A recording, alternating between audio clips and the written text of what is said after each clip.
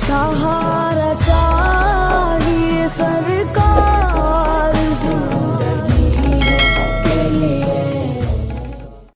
मेरे ख्वाजा गरीब नवाज जब हिंदुस्तान की धरती पे आए थे,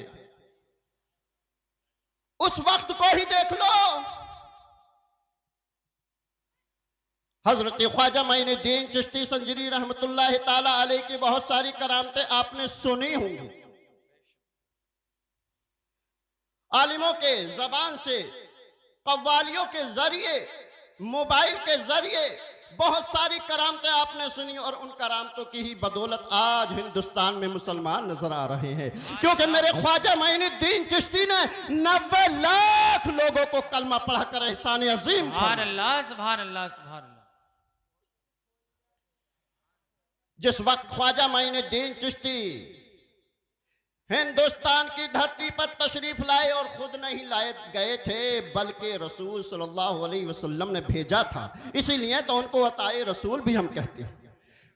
जब तशरीफ लाए, हिंदुस्तान के मुख्तलिफ शहरों का सफर करते हुए जब अजमेर शरीफ पहुंचे और आना सागर पर जाकर बैठ गए, राजा के सिपाहियों ने हर तरह से उन पर पाबंदी लगाई और हर तरह से उनको वहां से भगाना चाहा।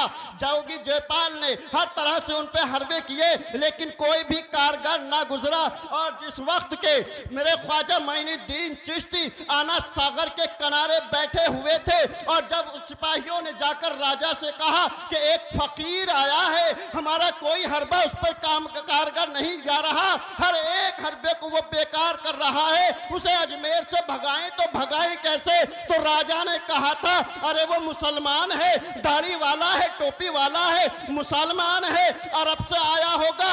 अरब के लोग औरतों के बड़े शाइक होते हैं, जरा औरतों को भेजो, उसका ईमान खराब हो जाएगा। जी जी जी, बेशक बेशक।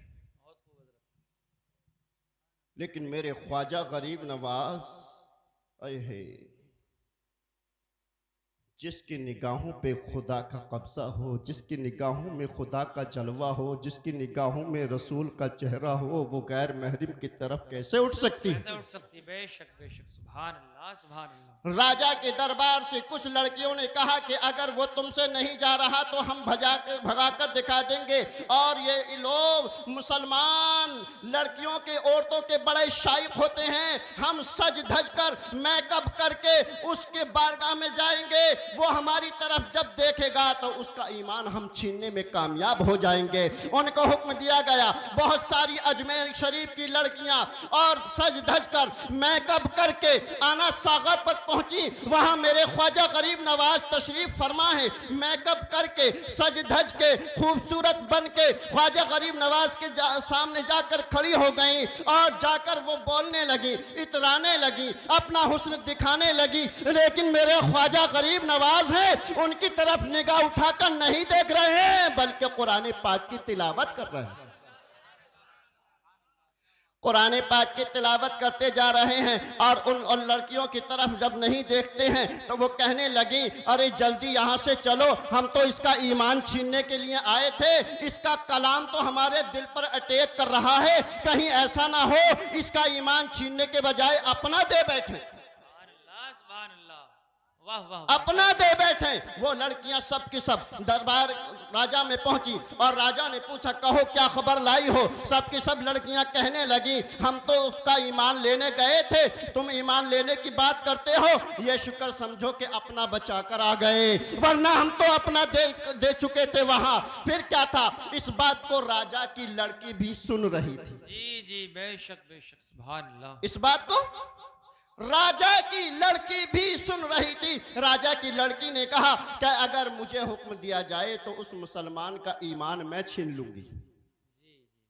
हुक्म मिल गया। राजा की लड़की खूबसूरत थी और हसीनो जमील थी, जिसको एक निगाह देखने के लिए सुबह से शाम तक सैकड़ों लड़के उस दरबार से निकला करते थे। उसने एक पतला सा लिबास पहना और बारीक सा लिबास पहना, मेकअप किया, आना सागर पर पहुंची, जाकर पानी में गोता लगाया, और जब पानी में गोता लगाया, पानी में गोता लगाकर जब बारीक सा लिबास था उसका बदन भीगा, तो बस ये समझ लो कि वो नंगी हो गई।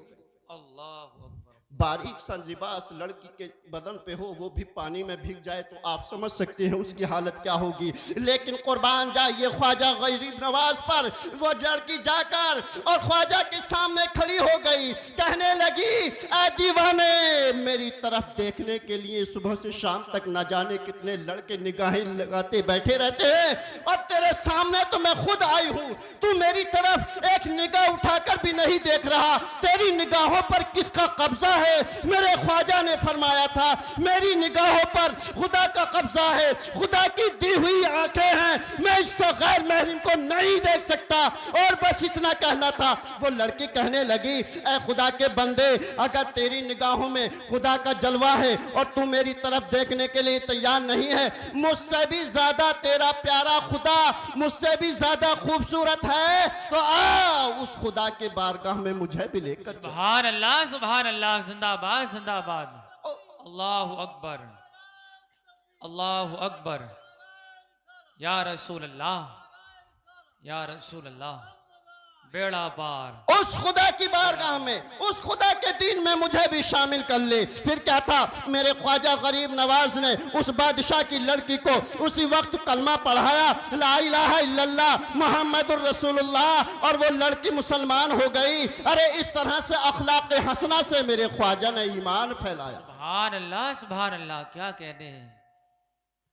ख्वाजा गरीब नवाज अब अजमेर शरीफ से दिल्ली की तरफ आ रहे हैं। रास्ते में कुछ लोग आग की पूजा करते हुए मिल गए। आग जलाकर उसकी पूजा कर रहे हैं, परस्तिश कर रहे हैं। मेरे ख्वाजा गरीब नवाज भी वहां आकर बैठे और कहा कि आप लोग क्या कर रहे हो?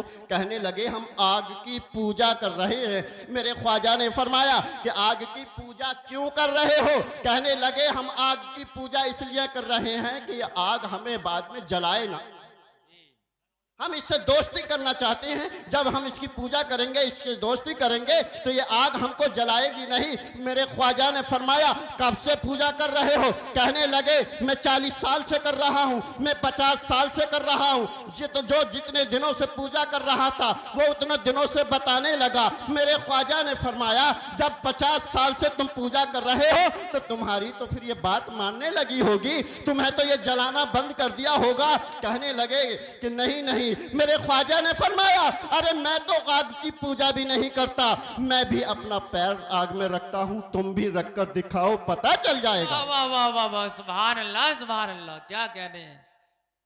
आग के पुजारी कहने लगे नहीं नहीं बाबा, हम पैर कैसे रख सकते हैं, जला देगी। मेरे ख्वाजा गरीब नवाज ने फरमाया अगर तुम्हें पूजा करने के बाद भी ये आग जला रही है तो लो, मैं पैर तो चीज क्या है, मैं अपने पैर की जूती रखता हूं।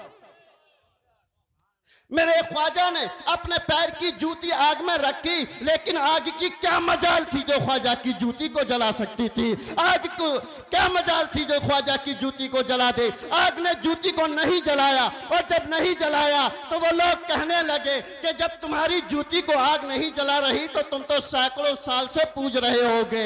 मेरे ख्वाजा गरीब नवाज ने फरमाया था कि ऐ आतिश परिश्तों, मैं इस आग को नहीं पूजता, अरे मैं इस आग की परस्तिश नहीं करता, मैं आग की इबादत नहीं करता। कहने लगे तो कि फिर तुम किसकी इबादत करते हो? मेरे ख्वाजा ने फरमाया मैं उसकी इबादत करता हूं जिसने इस आग को भी पैदा किया है, तुम्हें भी पैदा किया है, मुझे भी। सुभान अल्लाह, सुभान अल्लाह, क्या कहने हैं। जिसने इस आग को भी बनाया है, तुम्हें भी पैदा किया है, मुझे भी पैदा किया है। सबके सब कहने लगे कि वो कौन जात है जिसकी तुम पूजा करते हो, जिसकी पूजा करने की वजह से ये आग तुम्हारी जूती तक को नहीं जला रही? मेरे ख्वाजा ने फरमाया अरे उसका कलमा पढ़ना चाहते हो तो जबान से पढ़ लो जरा, ला इलाहा इल्लल्लाह मुहम्मदुर रसूलुल्लाह। सब आतिश फरिश्तों ने उसी वक्त कलमा शहादत पढ़ा और सब के सब मुसलमान होते हुए नजर आ रहे। अल्लाह, सुभान अल्लाह, जिंदाबाद जिंदाबाद।